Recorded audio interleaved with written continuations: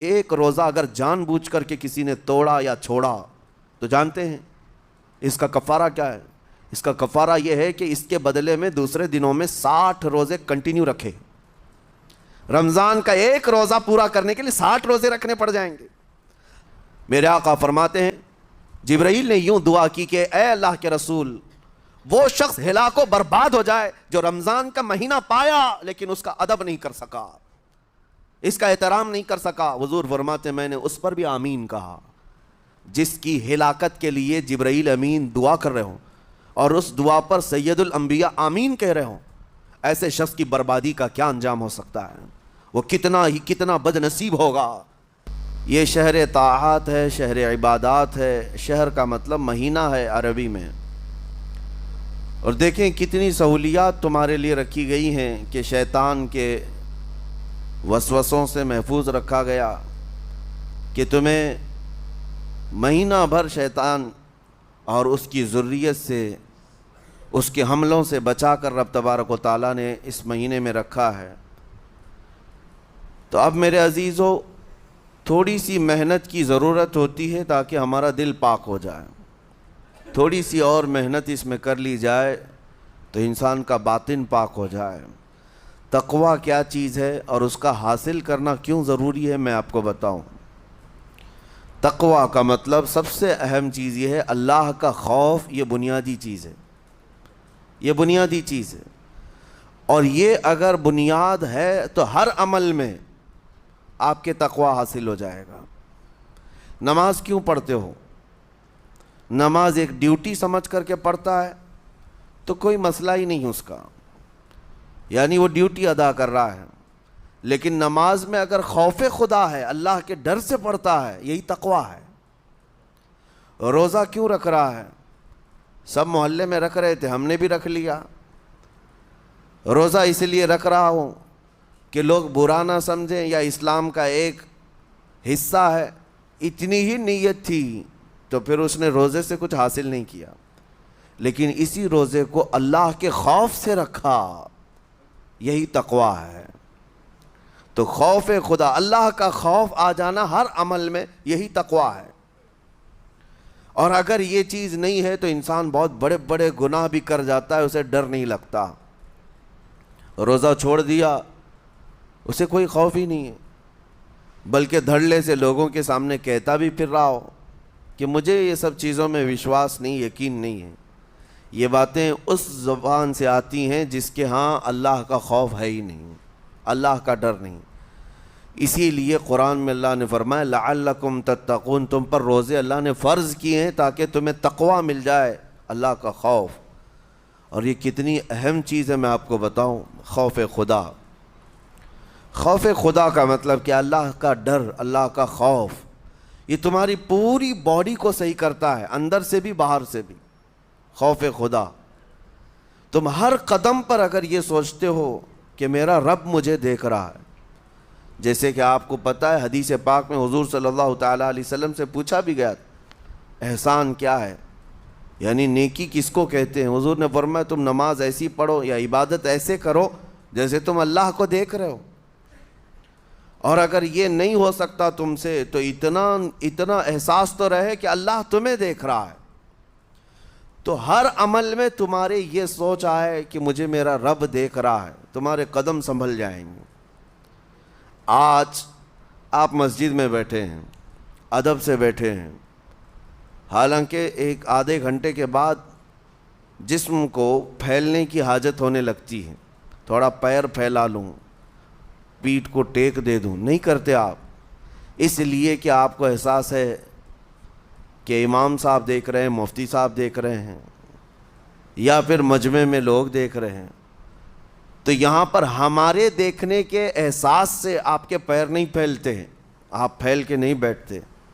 تو ہم میاں نہ سزا دینے والے نہ جزا دینے والے ہیں۔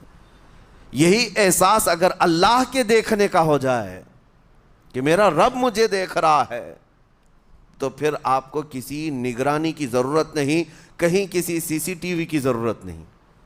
اللہ کا خوف اگر بندے کے دل میں آ جائے، وہ ہر لمحے، ہر گھڑی، ہر علاقے میں محفوظ رہتا ہے، اپنے آپ کو محفوظ رکھتا ہے۔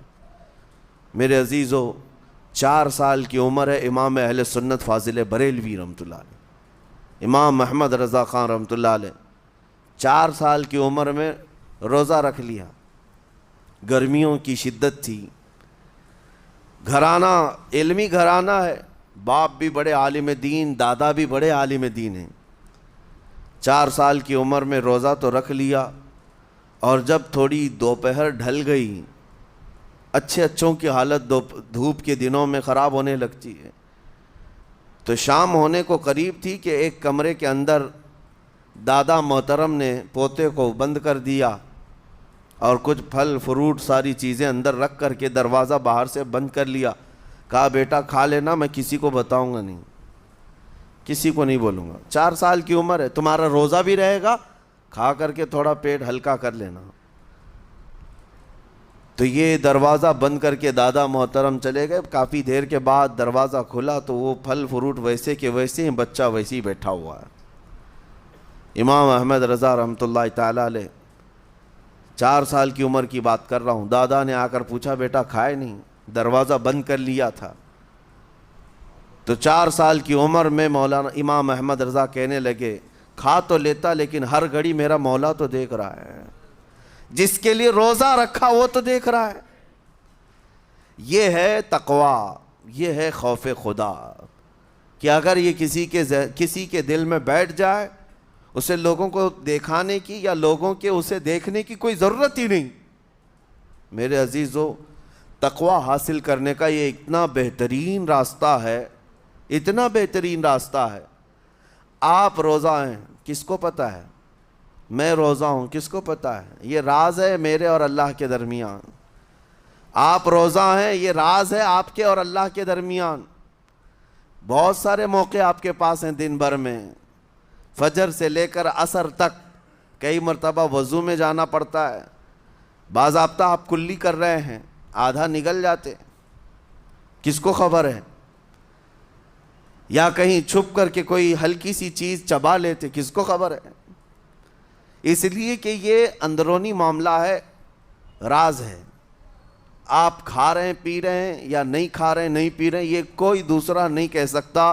آپ کے اور آپ کے اللہ کے درمیان یہ راز ہے، اور آپ بچے ہوئے ہیں۔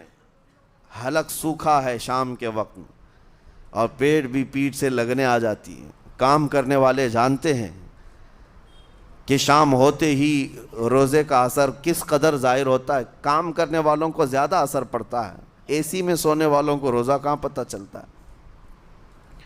لیکن اس وقت بھی وہ نہ پانی کا ایک قطرہ حلق میں ڈالنا چاہتا ہے، نہ کوئی چیز چھپ کر کے چبانا چاہتا ہے۔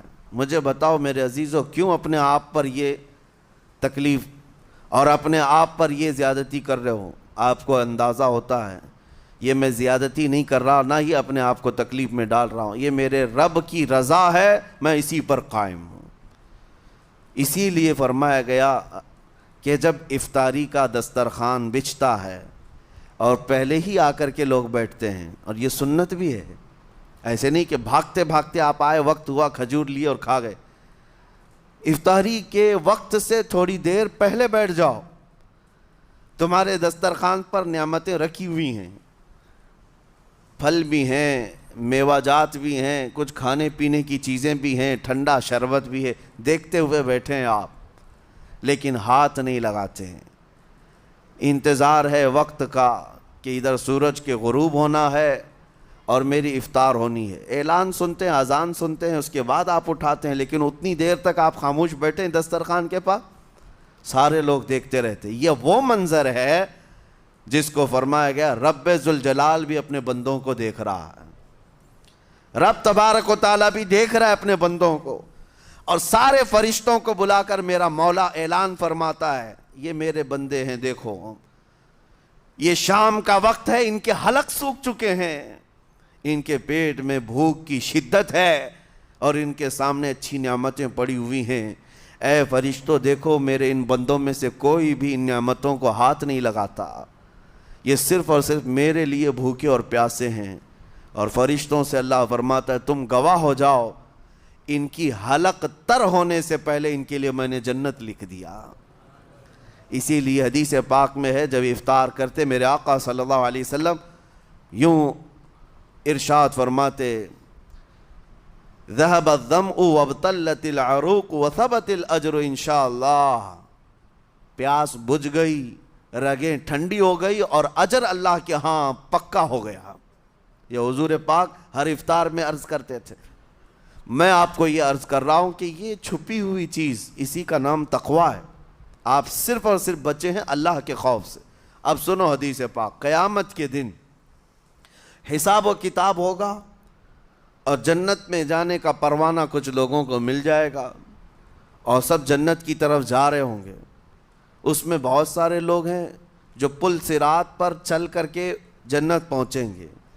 اب جب کافی لوگ جنت کے دروازے پر پہنچیں گے، ایک جماعت ایسی ہوگی جو پورے راستے میں کہیں نظر نہیں آئی، جنت جانے کے راستے میں کہیں نظر نہیں آئی، لیکن جنت کے دروازے پر وہ پہلے سے موجود تھے، چلے تھے نہیں چلے تھے کسی نے دیکھا ہی نہیں۔ دوسرے جنتی ان سے پوچھتے ہیں اس جماعت سے کہ تم یہاں کیسے پہنچے اور یہ انعام کس بات کا ہے تمہارے لیے؟ تو وہ جنتی کہتے ہیں ہمیں روزے داروں کی جماعت میں رکھا گیا، ہمارے روزے اللہ کو پسند آئے، اور آج رب تبارک و تعالیٰ کا حکم ہوا کہ ساری دنیا سے چھپ کر تم میرے لیے روزہ رکھتے تھے، دنیا کو پتہ نہیں تھا تم بھوکے ہو پیاسے ہو، اور اے بندو آج سارے لوگوں کی نظروں سے چھپا کر میں تمہیں جنت پہنچاؤں گا۔ وہ ایک جماعت ایسی ہے جو راستے بھر چلتی ہوئی نظر تو نہیں آئی لیکن جنت میں پہنچ گئی، وہ روزے داروں کی ہے۔ آج یہ تقویٰ حاصل کرنے کا سب سے بہترین راستہ، اور تقویٰ کیوں ضروری ہے؟ اب آپ کے روزے سے کچھ حاصل ہوا نہیں ہوا آپ کو دیکھنا بھی ہے، یہ نہیں کہ کیلنڈر کی طرح گنتے جاؤ، 1 ہو گیا، 2 ہو گئے، 3 ہو گئے، ہوتے جائیں گے، یہ دن تو چلتے رہتے ہیں، گنتے گنتے 20 بھی ہو جائیں گے، 25 بھی ہو جائیں گے، 30 بھی ہو جائیں گے۔ روزے گننے کا حکم نہیں، اپنے آپ کو سرچ کرو پھر تھوڑی سی ورزش کرنے کے بعد بندہ ویٹ تول کر کے دیکھتا ہے کم ہوا گھٹا ہے کہ بڑا، ہر دن دیکھتا رہتا ہے۔ ہاں، ورزش کرنے کے بعد پھر ناپ کر کے دیکھتا ہے میرے جسم کا وزن کتنا گھٹا کتنا بڑا۔ ویٹ گین کرنے والے ویٹ لاس کرنے والے دونوں بھی برابر چیک کرتے رہتے ہیں۔ روزہ رکھنے کے بعد تمہیں خود کو بھی چیک کرنا چاہیے کہ میرے اندر اب تبدیلی آئی یا نہیں آئی۔ ایک روزہ رکھا اور پھر رات کو تراویح میں کھڑا ہوا، میرے اندر بدلاؤ کتنا ہے؟ کیا اب اللہ کی آیات قرآن کی سنتا ہوں میرے آنکھوں سے آنسو آ جاتے ہیں؟ اگر آ گئے ہیں تو اس کا مطلب ہے کہ دل نرم ہو گیا، اس روزے نے اثر دکھانا شروع کیا، اور پھر ویسی کا ویسا ہے، تو اس کا مطلب ہے کہ آپ کے روزے سے آپ کو تقویٰ نہیں مل رہا ہے، آپ کو تقویٰ نہیں مل رہا۔ خوف خدا جب آتا ہے تو انسان کا دل موم ہو جاتا، نرم ہو جاتا ہے، اور اللہ کے عذابات سے، جہنم کے خوف سے، قبر کی سختیوں سے وہ رو پڑتا ہے، اس کی آنکھیں بہنے لگ جاتی ہیں، اور جب دل سخت ہوتا ہے پتھر کی طرح تو اسے نہ اللہ کی آیتیں رلاتی ہیں نہ آخرت کا تصور اسے ہلاتا ہے۔